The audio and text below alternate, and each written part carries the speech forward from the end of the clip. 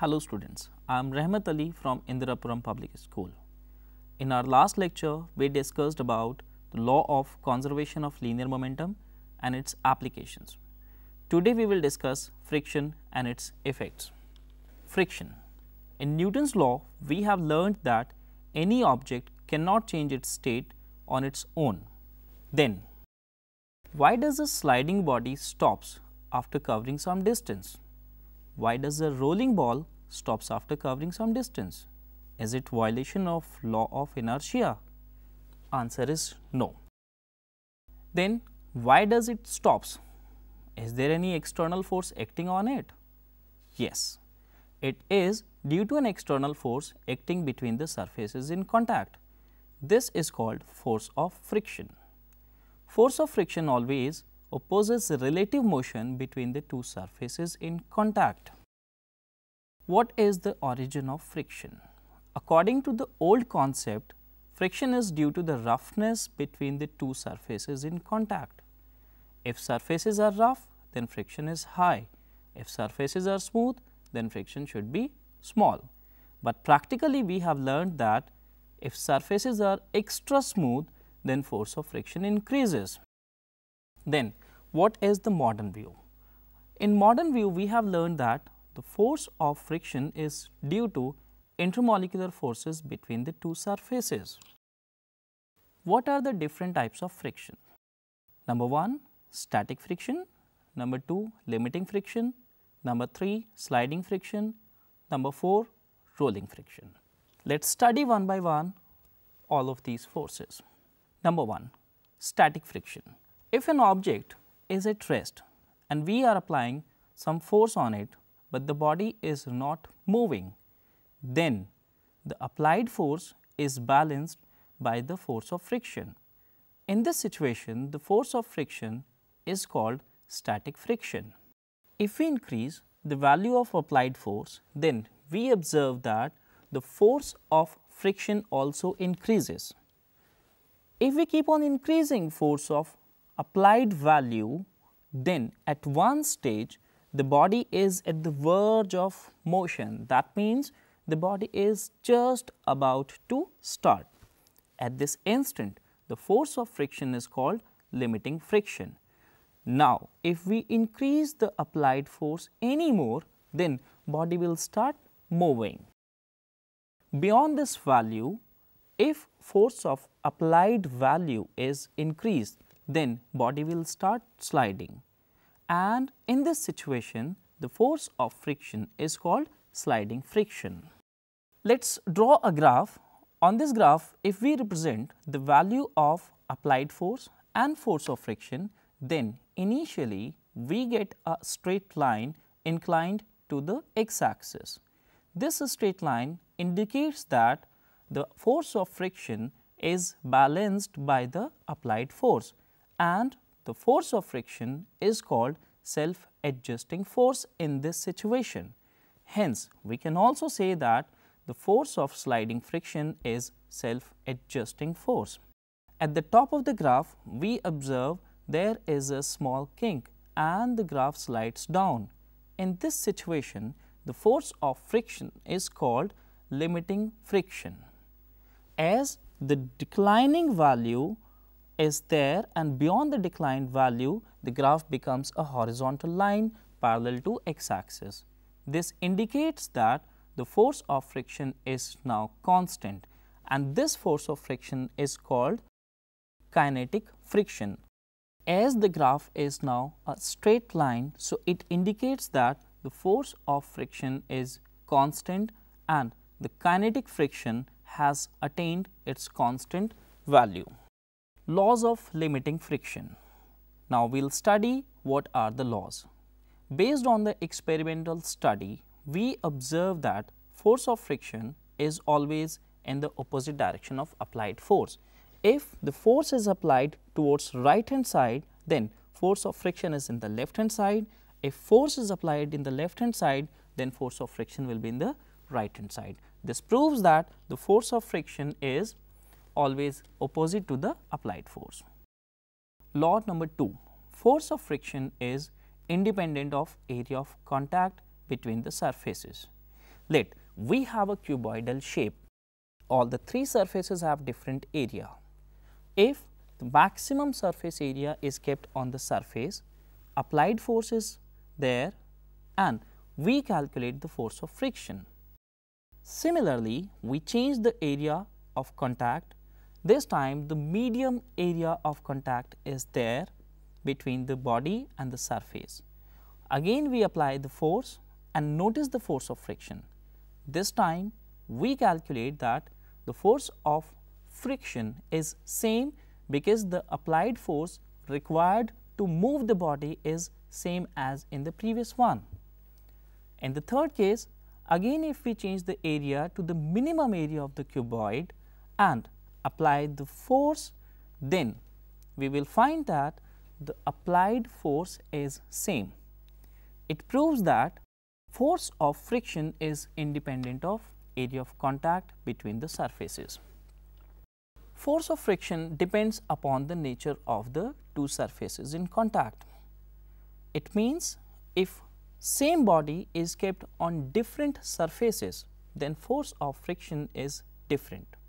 Practically we observed if a block of wood is kept on wood, then force of friction is say F1. If the same block is now kept on the steel, then force of friction is say F2. And in the third case, if the same block is kept on the surface say copper, then force of friction is F3.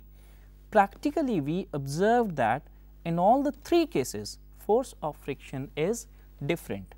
It proves that the force of friction depends upon the nature of two surfaces in contact.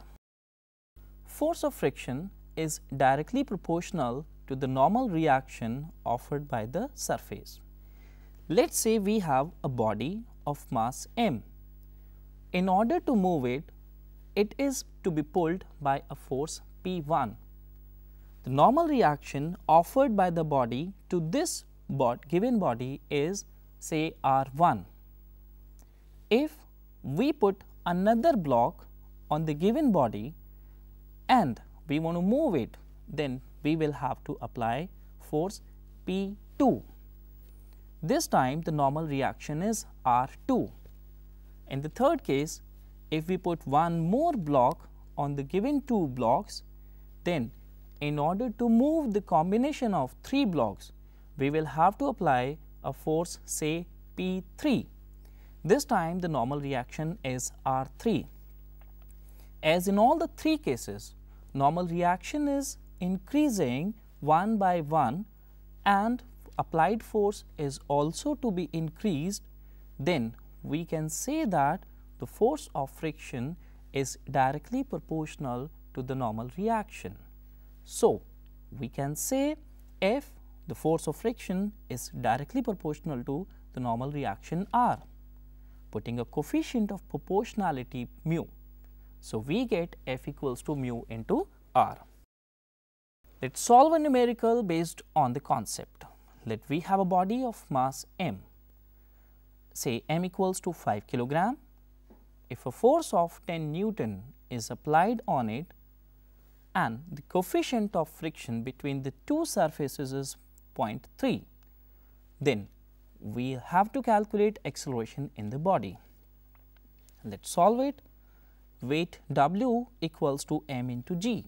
M is 5 kilogram, g is 9.8. So, we get W equals to 49 Newton. So, the force of friction F equals to mu into R. As the normal reaction is equal to 49 Newton, so the force of friction F equals to 0.3 into 49. The value becomes 14.7 Newton. As the applied force 10 Newton is less than the force of friction 14.7 Newton, so the body will not move, and we say the situation is of static friction. Now, say a force of 20 Newton is applied on the given body, then the applied force is more than the force of friction. Applied force is 20 Newton, force of friction is 14.7 Newton, so body will move. We know acceleration A equals to force upon mass. So, A equals to F upon m. So, the net force acting on the body will be 20 minus 14.7. So, acceleration A equals to 20 minus 14.7 divided by 5. So, acceleration A equals to 5.3 divided by 5, which comes to be 1.06 meter per second square. Acceleration of a body down a rough inclined plane. Let a body of mass m is kept on an inclined plane at an angle theta. So, weight of the body W equals to m into g. It will be acting towards the center of earth, that means perpendicular to the ground. Resolving this force due to weight into its rectangular components, we get mg cos theta and mg sin theta. Mg sin theta is parallel to the plane and mg cos theta is perpendicularly downward to the plane. Due to mg sin theta, body is supposed to slide down. That means body is tending to move in the downward direction. So, force of friction has to oppose it, and force of friction will be acting in the upward direction. Normal reaction offered by the surface to the body R is equals to mg cos theta.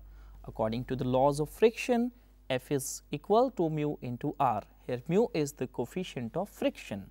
Substituting the value of normal reaction R, we get F equals to mu mg cos theta. If mg sin theta, the downward force, is greater than the force of friction, then body will accelerate in the downward direction. If acceleration of the body is A, then net force ma will be acting in the downward direction. So, we get ma equals to mg sin theta, the downward force, minus mu mg cos theta, the upward force.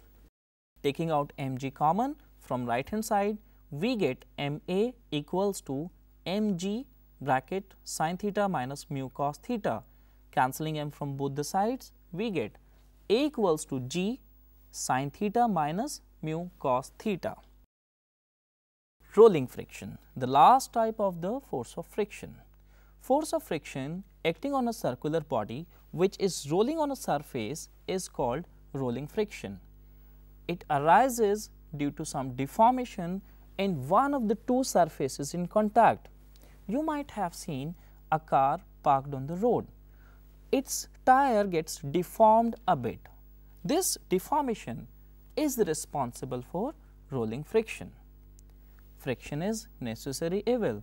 It is very commonly known that force of friction is necessary at many places and force of friction also harms us. For example, walking, stopping any moving body, writing on the copy, etc. is possible due to friction. If friction is not available, then walking is not possible. Stopping any moving body is also not possible, and we cannot write on the copy. For example, if you spread some oil on a copy and start writing on the copy, then you will not be able to write on it. Reason is force of friction is very less. So, we can say friction is necessary. Friction produces some undesirable effects like wear and tear in machines. Energy is lost in doing work against friction. So, we can say friction is an evil. So, depending upon the requirement, we have to either increase or decrease friction. Wherever we need friction, we will have to increase its value, and wherever we do not need force of friction, then we will have to reduce its value. Some methods of changing friction. If I want to increase force of friction, then I will have to select those metals or those substances for which the value of force of friction should be high. If I want to decrease force of friction, then there are various methods. Number one, streamlining. That means we need to give the shape of the body in such a way that the force of friction should be minimum. For example, the shape of the boat is an example of streamlining, and that particular shape of boat is to minimize the friction because of liquid. Another method is lubricating. You might have seen a mechanic applying some lubrication, applying some lubricant oil on the chains or on the moving parts of a machine. This lubrication helps in reducing friction. Today, we discussed friction, its effects, some methods to increase friction, some methods to decrease friction. In the next lecture, we will discuss circular motion, we will discuss banking of road, we will discuss what is the need of banking the road, and some examples, some numericals based on the concept. That is all for today. Thank you.